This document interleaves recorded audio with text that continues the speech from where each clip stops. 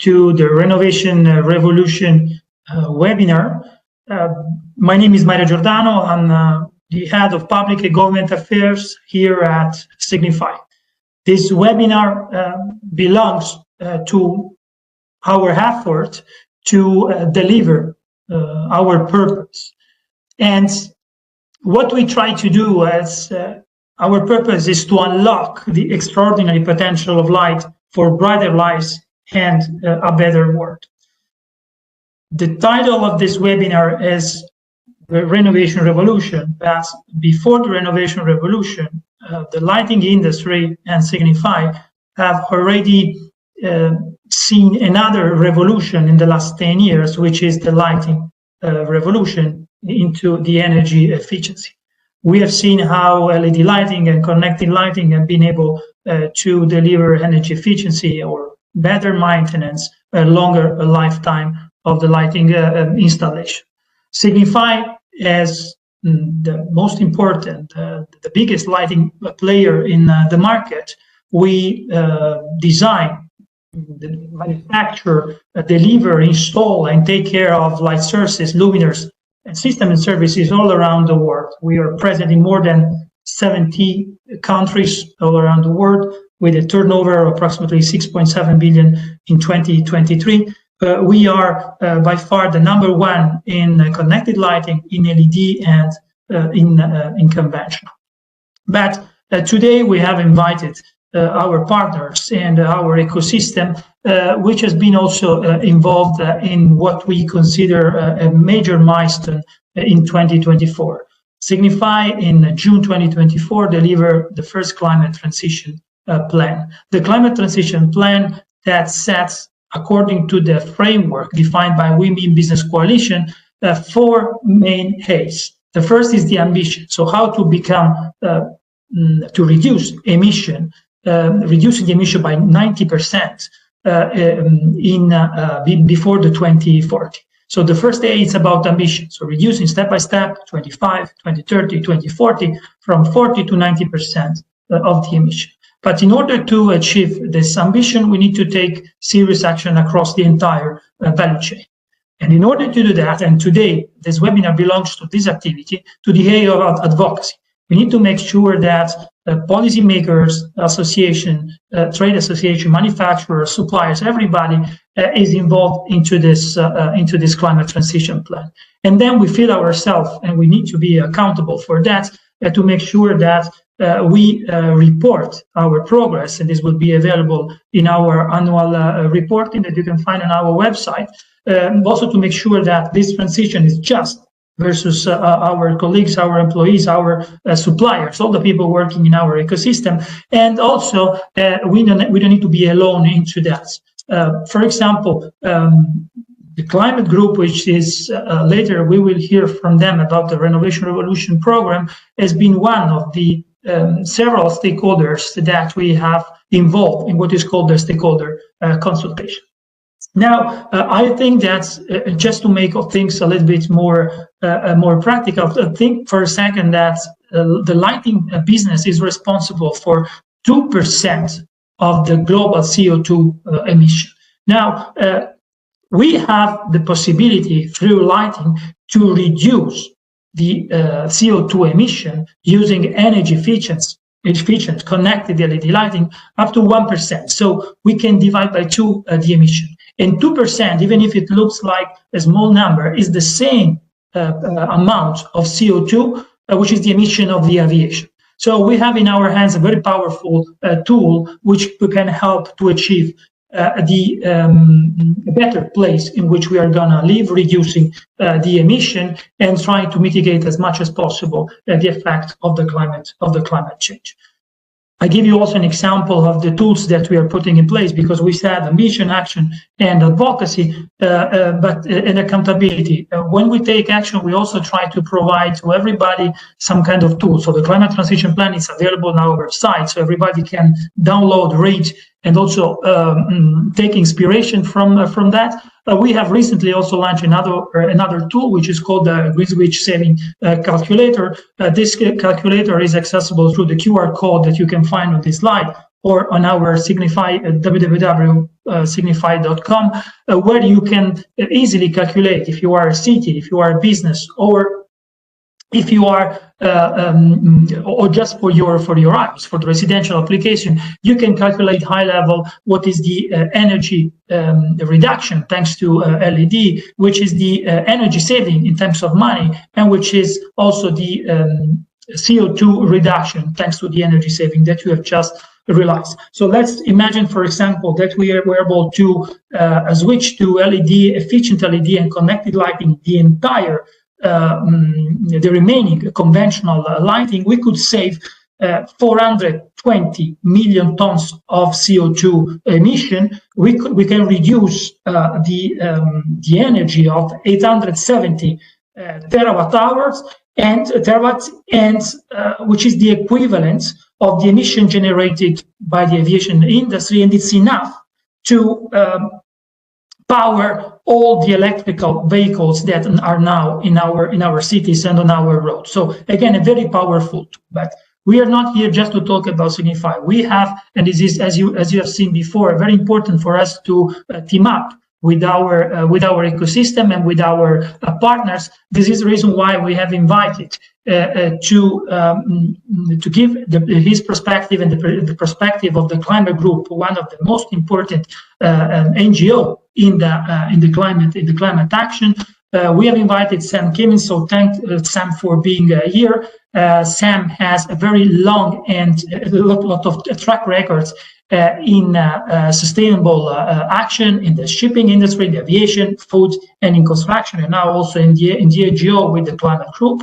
And also today is his birthday, so special day also for Adrian Joyce, which is the director of Renovate Europe, but is also the Secretary General of Efficient Building Europe, and is also an architect. He has a background in many years as an architect. So I cannot see a better profile for people involved in the renovation of existing infrastructure and building a kind of an objective that we have in Europe, but we have also all around the world. So thank you very much, Adrian. Thank you very much, Sam, for being here. Now, Sam, the stage is yours for the Renovation Revolution.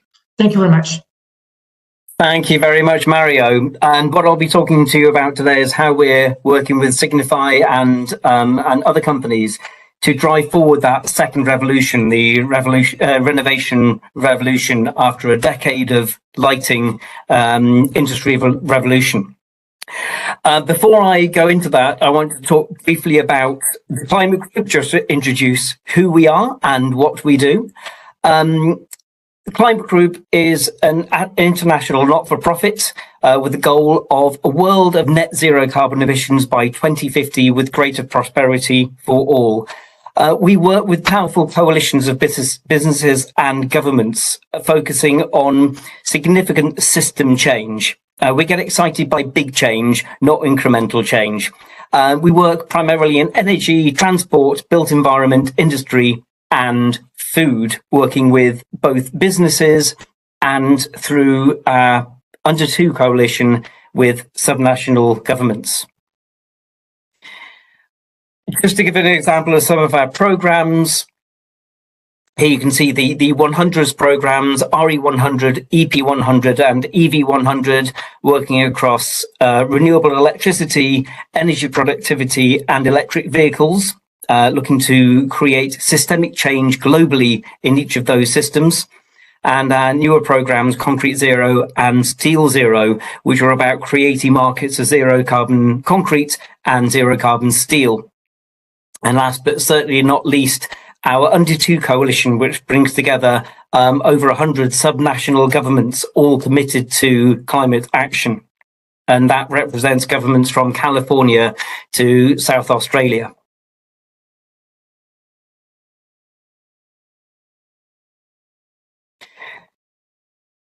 We work in a number of ways.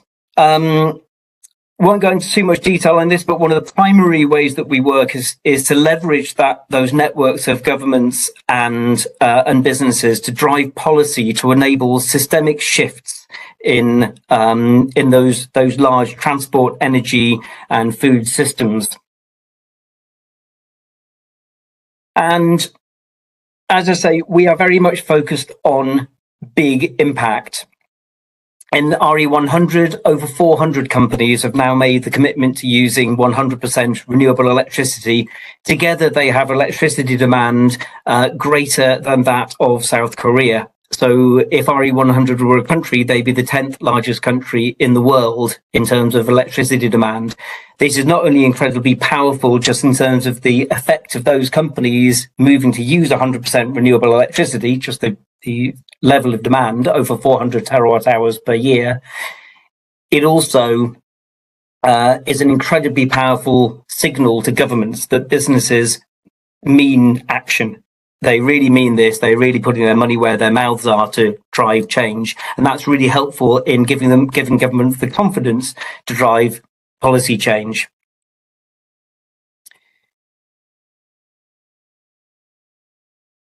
Climate Group also runs a number of high-profile events.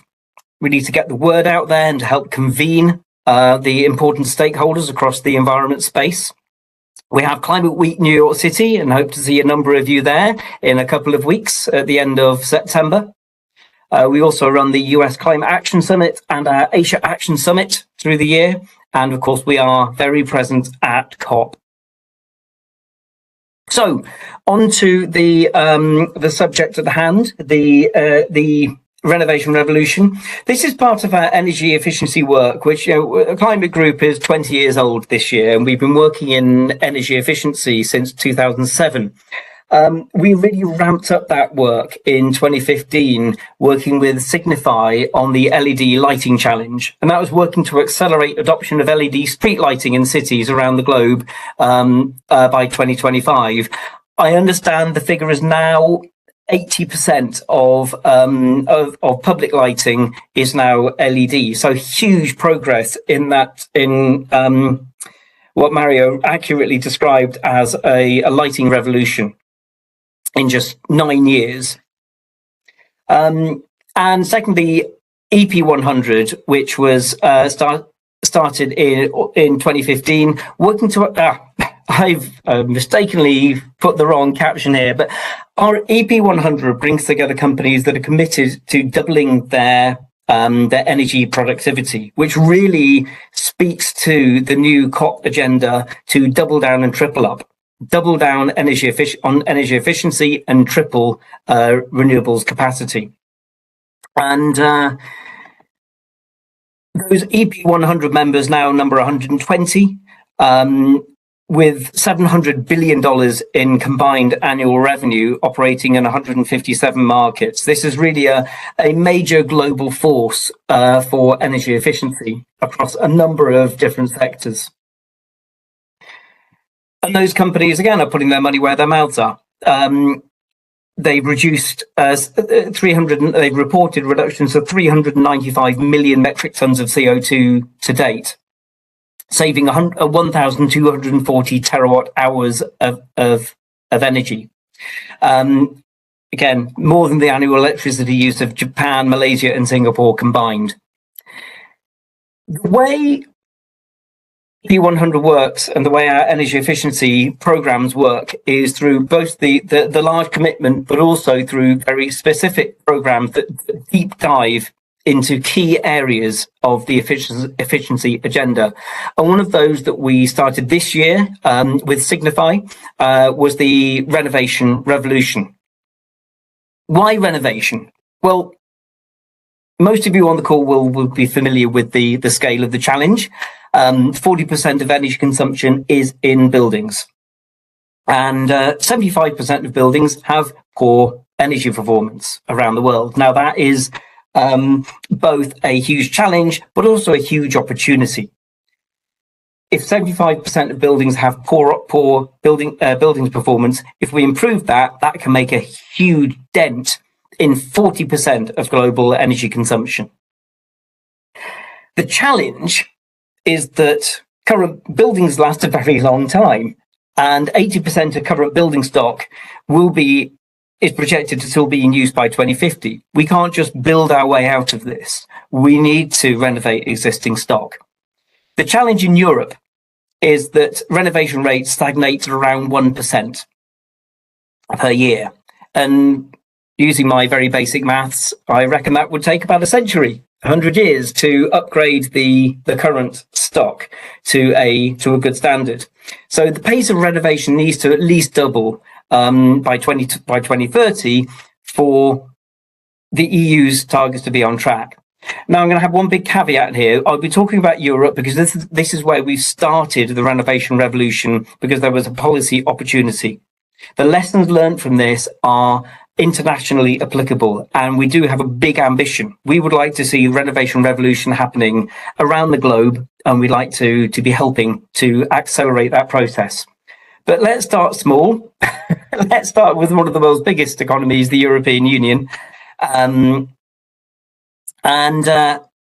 reason we started there was because there was the huge opportunity of the revised Energy Performance and Buildings Directive, the EPBD, which raises ambition, requiring the renovation of the 16% worst performing buildings by 2030 and the 26% worst performing buildings by 2033.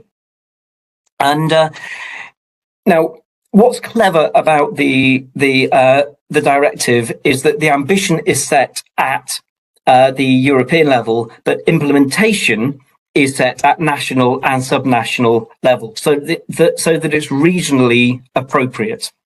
And each European nation is required to submit their national buildings renovation plan by December 2025. And this is where the renovation revolution comes in. We want to help to ensure that each of those renovation plans, each of those NBRPs, is fit for purpose, is really going to drive change. And to do that, we've worked with the private sector and the public sector to identify, okay, what are the gaps? How exactly are we going to help those national and regional governments really form effective plans? So, taking a step back, the project partners in Renovation Revolution represent a cross-section of the renovation ecosystem. I apologise there to PwC. Part of the slide, some of the formatting of the slide has gone there, but you'll see at the bottom right there is PwC. But these companies cover a wide range across the supply chain and the value chain of renovation to make sure that we get all the right views on board. And working together with our thought partner, Renovate Europe, who bring a huge wealth of experience, and you'll be hearing from Adrian after me. The process that we have that we've gone through on Renovation Revolution from February through to now is a process of surveys and interviews with subnational governments, knowledge and best practice sharing, expert roundtable workshops, and expert consultations. To understand what's been missing in the past from renovation plans, what is stopping progress, and how do we actually accelerate that progress? So, really three parts to that: barrier mapping, what are the challenges, bringing together case studies and opportunities for collaboration, and then joint recommendations for scalable solutions and replicable pathways that the subnational governments and national governments can learn from over the following year as they compile their plans. In the by the research that we understood, the four key barriers were mobilising finance, labour and skill shortages, permitting times, and market adoption. Now, I'm going to talk a little bit about mobilising finance. I'm not going to talk about all of this because I only have a 20-minute slot, and I believe I only had about 4 minutes left of that. However, just to mention one that may seem a little bit odd, which is permitting times. This is an important part of the Renovation Revolution story. Electrification is going to play an enormous part in the revolution as we move from gas heating through to electrical heating and electrical processes, moving direct fossil fuels out of buildings and out of building systems. So permitting to ensure that buildings can switch from buildings and building operators can switch from their gas system to a much higher electricity load is going to be incredibly important. And this is somewhere that national governments and regional governments need to be really on the ball to make sure that if a large landlord decides to embark on a large heat pump program, for example, they're actually able to connect that all to the grid in a timely fashion.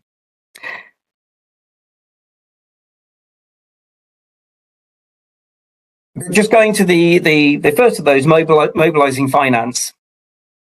This is the big challenge that subnational governments have identified. How do they get hold of the additional $275 billion of annual investments that it's going to be needed to meet the EU's 2030 targets? 90% of subnational governments we spoke with identified mobilisation of finance as the biggest barrier to increasing renovation rates. And a number of sub-challenges here: policy uncertainty. If policy changes every couple of years, nobody's going to invest. Short-term business cycles are not great if your payback period is 7 or 8 years for a building renovation. If you don't have the data, how do you plan? How do you make the case for getting finance? And anybody involved in buildings will be really familiar with the split incentive. There will be a number of recommendations on how to address the split incentive. The final one's a really interesting one. Lack of focus on energy efficiency. Only a small percentage of renovations actually include energy efficiency in their plan. So it's not included. You can't mobilise finance if you're not actually putting it into the plan. Sorry, you can't mobilise finance for energy efficiency if energy efficiency isn't on the agenda. And so this was a really surprising one. It's you need to get energy efficiency into business and investment planning. Bring it from the ESG department into the financial planning of the organisation. That was a very quick rush through what is going to be quite a large document that people can dip into. I'll be providing a link at the end of this, so you can link onto that and put yourself on the list for when the Renovation Revolution guidebook comes out. We're already looking at phase 2 and inviting participants through September, and the focus of that will be on the subject of mobilising finance. So designing effective incentives to attract finance through deployment mechanisms such as project aggregation, how to build the case for energy efficiency in a renovation project, how to extend those investment timeframes, etc. So mobilisation of finance will be part of the second phase. Companies that are interested in being part of that, please do get in touch. And we will continue working with our stakeholders across our Under2 network of subnational governments to help them to successfully design and implement their national buildings renovation plans. So, phones at the ready. Here is the QR code to get on the list. We will, you can put your details in, and we will get in touch when the Renovation Revolution handbook is released at the beginning of November. So thank you very much for your time, and I will hand you over to Adrian. And good afternoon, everybody, all the participants, and to Signify, who have invited me kindly to address you this afternoon. Yeah, I'm Adrian Joyce. I am the campaign director of Renovate Europe, and we're very pleased to have been invited by the Climate Group to be the knowledge partner in this exciting business-oriented action on renovation. And in the next roughly 20 minutes, I will not only present what we do in Renovate Europe, but talk a little about collaborative action, talk a little about the EU policy framework, and indeed where public financing is flowing towards renovation in buildings, something that we have taken a close look at. So first of all, who are we? Well, we are a political communications campaign. We have been around already for 13 years. It is a sizable challenge that we have addressed. We have now 51 partners spanning not just from the businesses that are part of the solution moving forward, but city networks, research, think tanks, and crucially, 18 national partners in 18 of the member states of the European Union. We also have champions from politics, from businesses, and from community level, i.e. city administrations. And our clear call is to rapidly accelerate deep energy renovations in the EU to reach 3% per year. And it might be worth just dwelling on that word for a moment, deep energy renovation, because in Sam's presentation, he spoke about the 1% renovation rate that takes efficiency into account. Actually, many of those renovations are only gaining a few percentage improvements in energy efficiency, around 16-20%. And a deep energy renovation is one that would gain 60 or more percent, so nearly 2/3 savings on the energy use. When you look at that rate in Europe today, it's only 0.2%.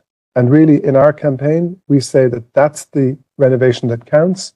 So we really have to try and bring that level of ambition into every renovation moving forward if we are going to succeed in our energy and climate transition commitments. The campaign undertakes high visibility communications actions. Obviously, we try hard to use good visuals and to be engaging. We also promote best practices. But we take a look at what's happening in the European Union in policy terms, and we have made some, we think, useful publications over time, including what I call the rainbow infographic on the left, which has a mapping of all the potential EU funding that could be directed towards energy efficiency in buildings. We also have many videos and statements of support from politicians on our website. In addition, we have commissioned unique studies and briefings, and we're the first to look at the multiple benefits of energy renovation and to monetize those benefits back in 2012. At that time, we found that the work on buildings could seriously boost public finances across the European Union through the creation of local quality jobs, improvements in quality of life and health that avoid health costs for the government, stimulating local economic activity, and increasing energy security. And 12 years on, all of those issues still matter and are featuring in the new political guidelines of the European Commission for the next mandate, which will start in November. We've also focused on the multiple benefits since then, and I think the report we issued in 2020 is of particular interest for this group, because in that we found two key aspects. One, for every €1 million invested in deep energy renovation, an average of 18 jobs are created in the EU. So if you take the 275 billion that was mentioned earlier by Sam, are my mental arithmetic good enough? I mean, it's close to 2 million jobs are potentially going to be created by ambitious action in our sector. Also, we found that through holistic energy efficient renovations, you can increase productivity in our tertiary sector, so in our office buildings and schools and so on, by about 12%. And that could be, monetizing that, we see that that could potentially be 500 billion extra to the EU economy per year. So we are addressing a very large challenge, and the European Union knows it. And in the recent Recovery and Resilience Fund, which is the fund that was designed to help member states overcome the financial impact of the COVID crisis, many member states chose to channel money towards buildings. In fact, we find about 67 billion euro has been promised to be spent on energy renovation over a 6-year period. Renovate Europe also looked at the larger cohesion fund in the current period, 21 to 27, to see how much is being spent on energy renovation of buildings. And I'm going to quickly dive into some of the findings of that report. I find them to be quite pertinent to the debate we have this afternoon. So only about 20 billion euro, 7% of the cohesion policy funding, is being dedicated to energy renovation. That adds up to about 29 billion when you add in the member state co-financing. The member states have devised 175 programs out of a total of 297 that contain energy renovation or energy efficiency investments. I know you've already noted that in the cohesion policy funding, it is only 1/3 of the money that was spent in the recovery and resilience facility. And that's something that we regret, because we think more money should come from this cohesion policy funding, and certainly in the future will be needed. Making a look at which building segments are being covered, you see here that by far the most common sector are the public building sector, with 10.6 billion euro being committed across the 6-year period. Residential comes in second with 6.5 billion, and businesses come in at 2.9 billion. So for the Renovation Revolution, where we're looking at public and business buildings, we have a total of 13.5 billion being invested across this period of time. Another aspect that we looked at in this report is how many of these programs require a certain minimum energy savings. And happily, 3/4 of the programs require at least a 30% primary energy savings. That's good news, because we're approaching then the higher level of savings and the higher potential, but also means that those investments are taxonomy aligned, and the EU taxonomy is becoming more and more important in investment decisions moving forward. Breaking that down then by member state, and I'm not going to present the full report here, and you will have access to these slides, I hope, after the webinar. We see that by far the largest beneficiary is the Polish building market, followed by Spain, Italy, and Portugal, even though a small country. So 4.4 billion euro is being spent by Poland on buildings, and the breakdown here, you see it's blue for businesses, orange for residential, and green for public. So by far in Poland, the biggest segment is residential, but generally across the Union, it's the public building sector that's getting the most investment. When you make a comparison with the Recovery and Resilience Facility, something I said verbally a moment ago, we found that among our 18 national partner countries, that approximately 46 billion is being spent on buildings. However, in the as I said, in the cohesion funding, it's only 20 billion. So the Recovery and Resilience Facility attracted much more attention to our sector. So what did we say would help maximize the impact of such public funding? Well, targeting grants where they are needed the most, and I would like to come back to that when I talk about the Buildings Directive. Attract and leverage private financing. This is and remains a key challenge, because we would do well to have more innovative financing instruments, more financial institutions that see energy efficiency and energy renovation as a stable long-term investment with good returns. Ensuring careful coordination with other public funds, ensuring that ministries have the capacity to absorb those funds over time, providing technical assistance, because a lot of member states' managing authorities do not have the technical capacity to address correctly the energy efficiency challenge in the building sector. Leading by example, we've always said that the public sector and public funding should help drive the market, and using annual and midterm reviews to ensure that the programs remain aligned to policy objectives, because there's no point spending hundreds of billions of euros if we don't achieve our goals in the medium and long term. So in short, a very strong regulatory framework is crucially important to send those long-term investment signals that will give confidence to the construction sector, the businesses in that construction sector, and the businesses in the financial sector. Which brings me to the Green Deal, which you've all heard about, and the Fit for 55 package, within which we saw the energy performance of buildings recast being proposed among a range of measures relevant to buildings, which in this honeycomb diagram are shown in red. And those other initiatives include the Energy Efficiency Directive, the Social Climate Fund, and effort sharing regulation and other aspects.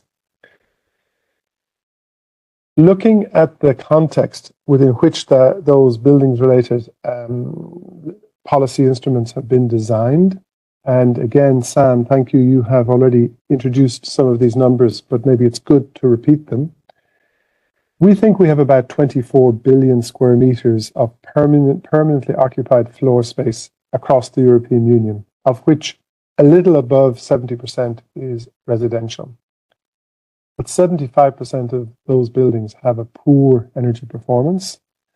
And moving to the right, about 85% of all the dwellings were built before 2000, of which more than 85% are going to be still in place in 2050.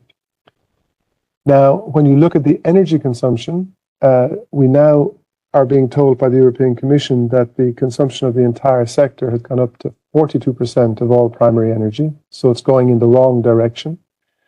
And in the division between residential buildings, our homes, and all other building types, about 1/3 is consumed in businesses and public buildings and 2/3 in homes, while nearly 3/4 of the building stock are homes and only 1/4 of the building stock public buildings.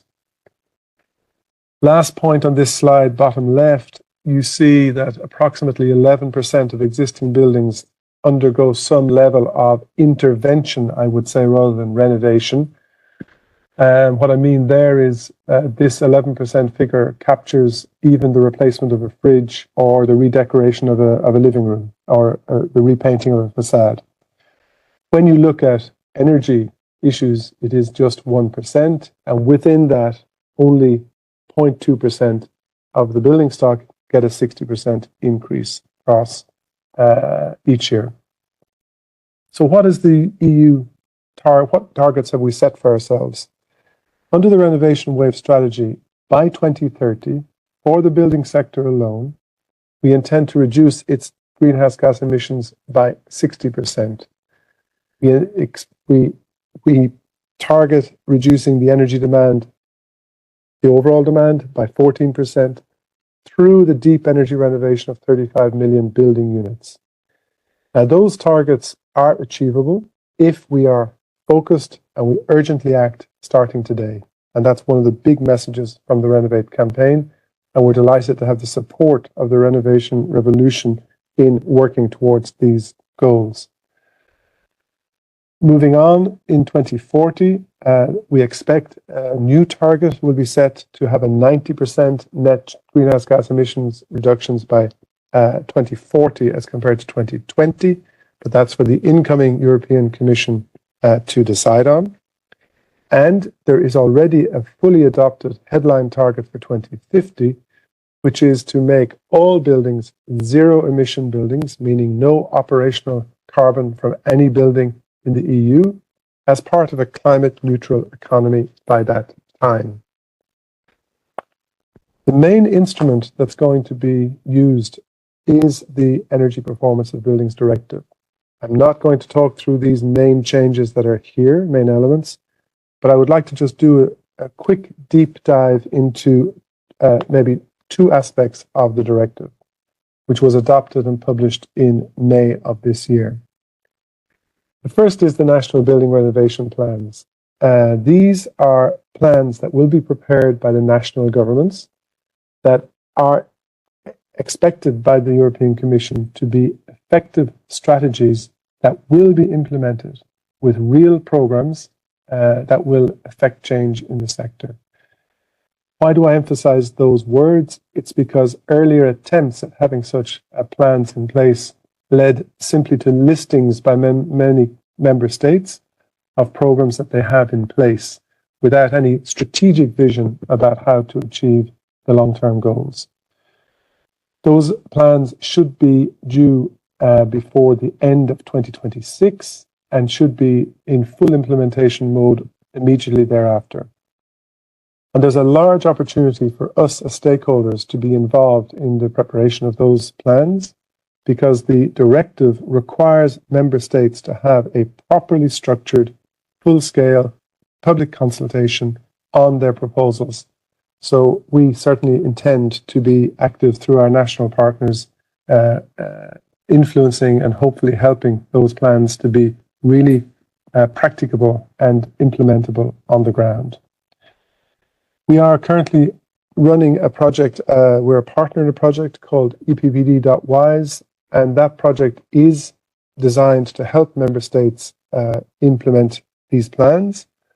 And we have already identified challenges being faced by member states to do with the lack of detailed data, the difficulty to derive actionable strategies based on current data, and a missing link to clear funding instruments.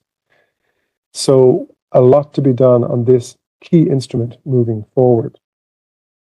The second aspect of the directive I wanted to dwell on for a few moments is the new instrument called Minimum Energy Performance Standards. Now, these are building level standards that member states will have to bring in for non-residential buildings. I focus on the non-residential buildings because Renovation Revolution is focused in that sector. And indeed, what we see is member states are going to have to identify, through good, reliable data, what are the 26% worst performing buildings in the non-residential sector. And by 2030, they will have to move 16% of those buildings up into the better performance bracket. And by 2023, the whole 26% into the better performing bracket. And then we expect that the national building renovation strategies will take over, and they will have already planned how to further improve the energy performance of the non-residential buildings moving forward to achieve that zero emission standard by 2050. The fact that this is a building level requirement is for us good news, and we think it's right that it is for the non-residential building stock, because they are commercially owned and operated or publicly owned and operated buildings that generally have maintenance plans, maintenance staff, and others who understand the dynamics and the physics of the building and can really plan for how to achieve these savings moving forward. There are other aspects in the directive, including improved energy performance certificates, which, if they are improved dramatically across the Union, could become a very important database for performance of the building stock.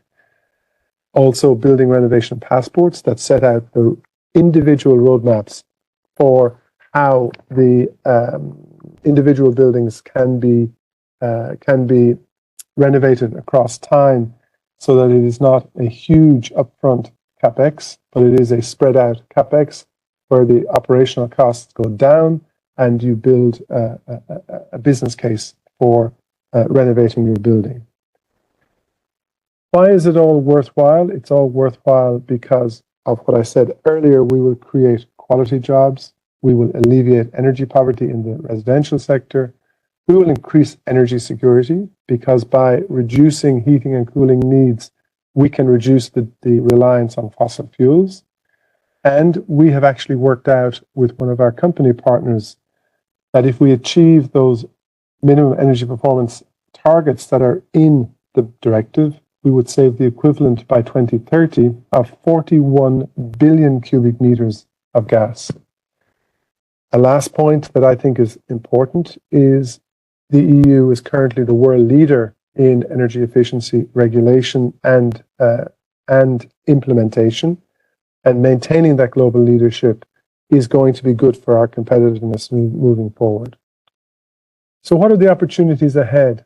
They are, for me, the opportunity to join forces. And here again, we see in the Renovation Revolution, companies coming together with us as a knowledge partner and the Under2 Coalition subnational governments to understand better across those different stakeholder groups what the challenges are. And as a lot of the implementation work will take place in cities and at local government level, having partnerships with businesses moving forward should oil the wheels of the renovation revolution in order to achieve great results. We have, as I said, the opportunity at many different levels to make inputs that are meaningful. And at member state level, that will be in the national building renovation plans. At EU level, via associations, probably, we can make input to emerging policy on financing and competitiveness.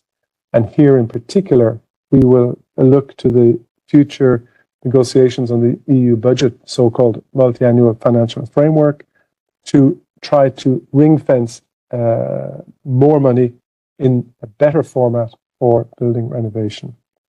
And I can tell you that across this period, we will be mobilizing our REC national partners, ensuring that they are doing their bit to achieve these targets and make those inputs at national level. So with that, I thank you for your attention.